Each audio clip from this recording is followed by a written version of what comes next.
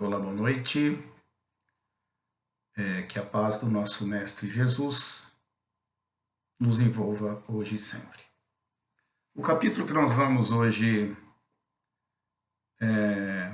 tentar explicar, né, fazer com que nós possamos entender as palavras de Jesus, as frases de Jesus, né, as suas parábolas, os seus ensinamentos.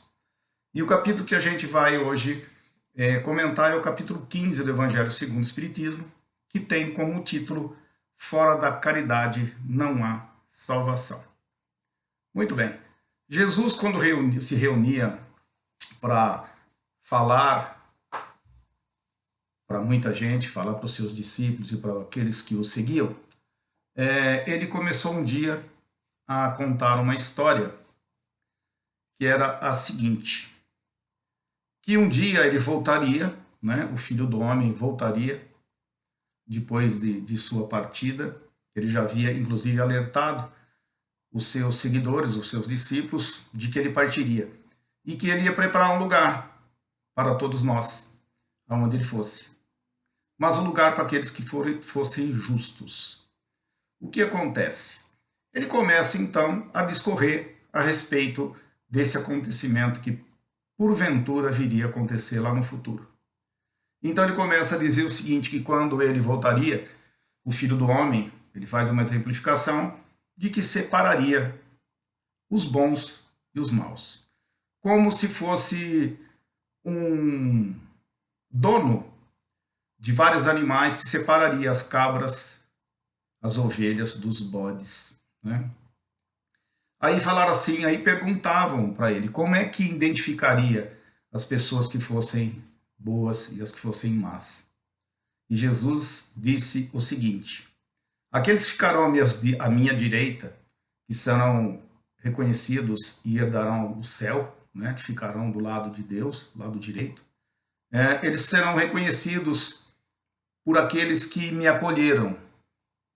Quando eu tive frio, me agasalharam. Quando eu tive fome, me deram de comer. Quando eu chorava, me consolaram.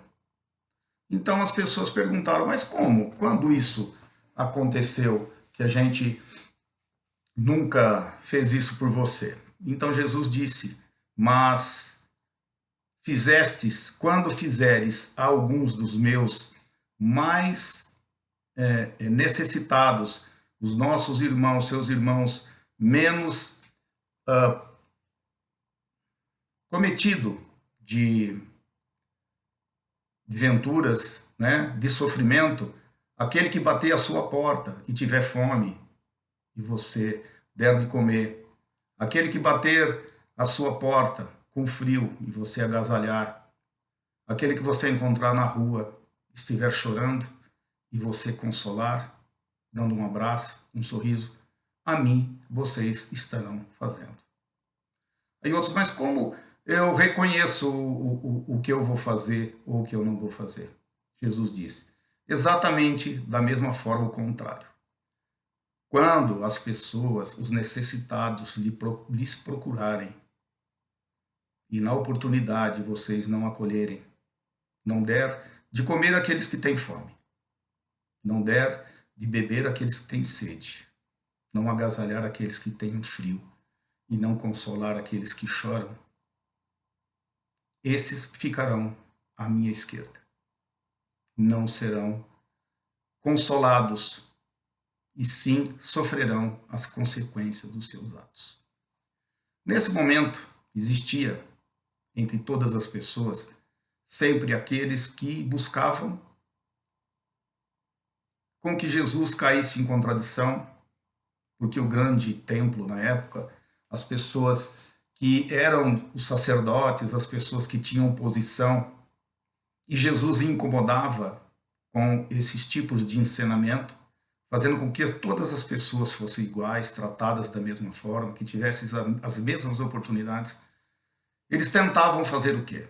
Colocar Jesus diante de uma situação constrangedora.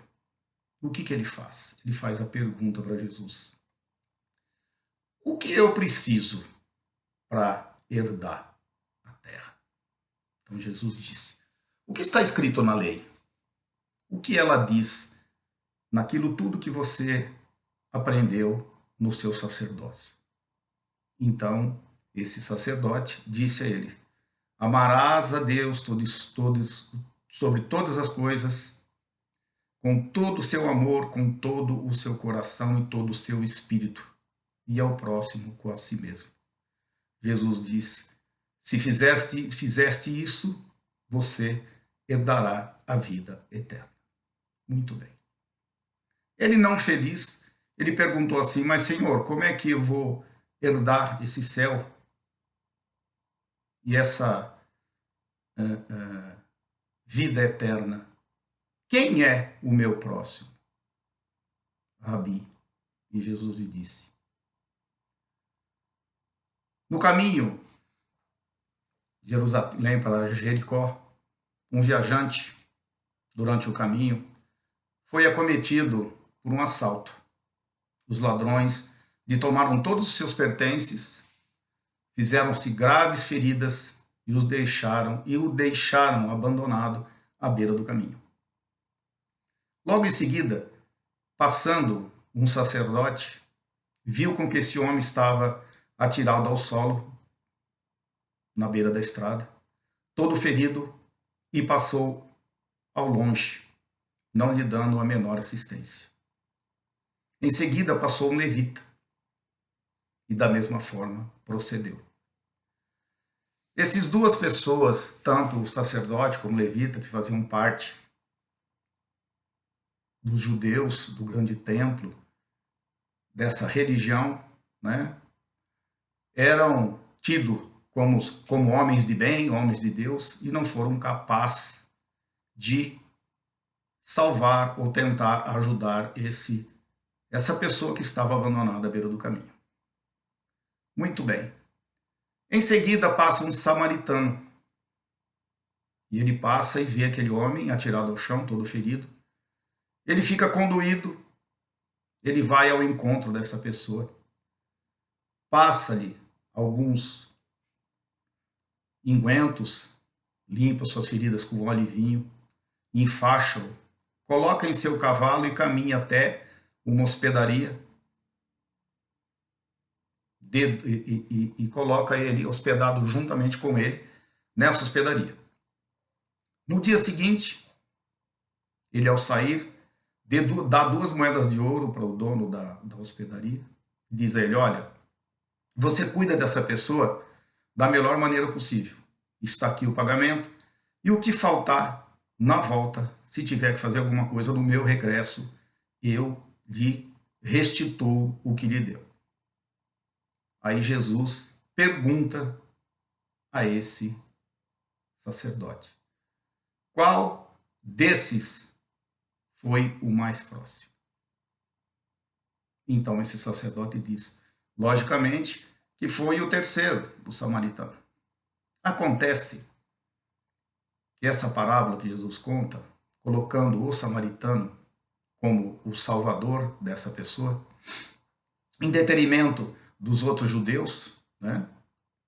Porque os samaritanos, eles eram tidos como impuros, eles não professavam a mesma religião do que os judeus de Jerusalém. Eles eram tidos como hereges. Então, vejam bem, ele foi colocado de uma maneira a salvar uma pessoa que eles acreditavam que esse samaritano não tinha religião, ele não acreditava em Deus, ele não tinha ligação com Deus. Muito bem. O que a gente pode tirar de ensinamento dessa parábola, a parábola do bom samaritano? Primeira coisa, a máxima de Jesus, que fora da caridade não há salvação. Muito bem. Qual é a caridade que nós podemos fazer no nosso dia a dia? Nós precisamos ser religiosos? Nós precisamos ter posição, ter dinheiro? Quanto custa para nós darmos um abraço? No momento, claro que não podemos, né? Mas nós podemos abraçar as pessoas de uma forma totalmente diferente do que uma forma física. nós podemos envolvê-la com carinho, com vibrações, né? Nós podemos fazer um ato de um sorriso. Isso sim é a grande caridade. A caridade material, toda ela, logicamente, que tem a sua função alimentar o corpo, né? Através de uma doação de alimento, uma doação de agasalho. Como Jesus disse no começo, como é que é a nossa atitude quando nós sentamos à nossa mesa posta? Muitas vezes farta ou às vezes exatamente o necessário. Nós agradecemos por isso? Sabedores que que temos a certeza de que muitas vezes as pessoas não têm nem o necessário. Onde está a nossa caridade? Aonde está o nosso coração nesse momento? Jesus diz que todo homem de bem, aquele que pratica a caridade, seja ela da forma que for, ele não precisa ter posição, não precisa ter dinheiro, ele não precisa ter religião, ele precisa ter coração e ter sentimento. Então, Jesus nos dá uma grande lição através dessa parábola, a parábola do bom samaritano. Porque ela coloca, na época, os judeus que comandavam a religião através de muitas vezes exploração do próprio povo, através de doações, de dízimos, né? E eles se sentiam, no caso, muito puros e muito perfeitos. Se eles tivessem socorrido aquele irmão caído no caminho, eles precisariam passar por muita provação no sentido de purificação novamente, para poder professar a religião que professava. Coisa totalmente material. E todas as vezes que a gente coloca o material à frente dos nossos sentimentos, do nosso coração, nós não estamos praticando a caridade que Jesus pede para que nós a façamos. Então eu insisto na questão que nós devemos sempre procurar vivermos da melhor maneira possível. Amarmos não somente aquelas pessoas que estão ao nosso lado, nosso ente querido, a nossa esposa, o nosso esposo, nossos filhos, os nossos irmãos, nossos pais, as nossas mães. Principalmente as pessoas que não há sabedores hoje da ligação do sangue, mas existe as ligações espirituais. A nossa família é uma família universal. Somos filhos do mesmo Pai. Todos irmãos de Jesus. Uma vez questionado, Jesus, quando estava na casa de Pedro, né, na casa da sogra de Pedro, ele fazia muitas pregações, ele visitava muito a casa. E a casa tinha uma aglomeração sempre muito grande. E as pessoas chegavam a ser colocadas, inclusive até pelo teto, para serem curadas por Jesus. E um dia, a sua mãe já aflita, com seus discípulos também, alguns deles, ela vai com seus irmãos, como diz a Bíblia, irmãos de Jesus, até ele e pede para ter com ele, queria falar com ele, porque fazia muito tempo. E ela andava preocupada com as perseguições que Jesus estava sofrendo. Ela sabia do grande complô, né, que existia para que Jesus fosse apanhado, preso e castigado pelo que ele praticava, o bem e a caridade e amor ao próximo. E chega a notícia da porta, porque ninguém conseguia entrar, e perguntam, e diz assim para ele, Pedro olha para ele e fala assim, olha, Senhor, a sua mãe e os seus irmãos estão aí e querem falar com você. Ele fica algum tempo em silêncio e diz, quem é minha mãe? Quem são os meus irmãos? O que Jesus quer dizer com isso? Que todos nós somos uma família só. Que todos nós somos irmãos Todos nós somos pais, filhos, avós, tios, né? Somos amigos e muitas vezes a gente se considera muito mais parente de pessoas próximas, amigas que não têm o mesmo sobrenome, o mesmo sangue. E fica às vezes difícil de entender aquele ser dentro do nosso lar, dentro da nossa família, no convívio. A nossa família, o seio nosso familiar, é um lugar de refazimento, acerto de contas, né, do que nós vivemos no passado. E fica difícil, né, pela própria intimidade, na aceitação e na caridade. A caridade da aceitação do próximo, na aceitação de como as pessoas agem, que muitas vezes contrariam a nossa própria vontade, a nossa própria maneira de ser. Por isso que há as grandes desavenças entre familiares, porque a gente não compreende, são compromissos que Deus maravilhosamente coloca-nos juntos, esquecendo de todo o passado, para que a gente a cada dia possa procurar aceitar nosso irmão, aceitar o nosso próximo, mesmo quando ele não é tão próximo assim, né? Então Jesus, na sua máxima de que fora da caridade não há salvação, Jesus nos coloca uma posição muito simples. Ou nós seremos salvos através da caridade, ou não seremos salvos. Agora, existe a preocupação que todo dia nós necessitamos de praticar a caridade? Sem dúvida que sim. Mas de uma maneira tranquila, de uma maneira sem pensar, né? Como pregam outros irmãos nossos, na questão do castigo, ou mesmo quando o Evangelho diz lá que as pessoas que estão, as ovelhas à sua direita, que herdarão o céu, e as da esquerda, que é chamado os bodes, né? Que vão para o fogo eterno, né? Para o inferno, que serão os anjos, né? Do demônio. Logicamente que isso é uma maneira de exemplificar que todos nós somos filhos do mesmo Pai. Se somos bons, colheremos os frutos. Se formos negligentes, não façamos nada, nem bem nem mal, responderemos por isso. E se nós formos totalmente brutos, truculentos, maldosos, também pagaremos por isso.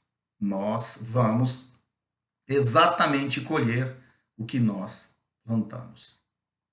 Então Deus nos dá essa oportunidade de podermos, através da caridade, da aceitação, né, sermos salvos. Por que não, né, exemplificarmos o bom samaritano? O que nós fazemos? Estamos isso falando em caridade para os outros. Eu gostaria de terminar essa pequena explanação, esperando que eu possa ter colaborado no entendimento, dizendo que eu acho que a maior caridade que nós possamos primeiramente exercer é conosco mesmo. Como nós conduzimos a nossa vida. Quanto nós cuidamos das nossas feridas, do nosso corpo, dos nossos pensamentos, das nossas palavras. Porque tem um outro ensinamento de Jesus, que ele também questionado a respeito de como nós poderíamos fazer uma oferenda a Deus. E ele diz que toda oferenda que fizermos para Deus, precisamos estar com o nosso coração puro, acertando primeiro as contas com o nosso irmão. Aí sim, a nossa oferenda será aceita e terá validade. Uma boa noite a todos.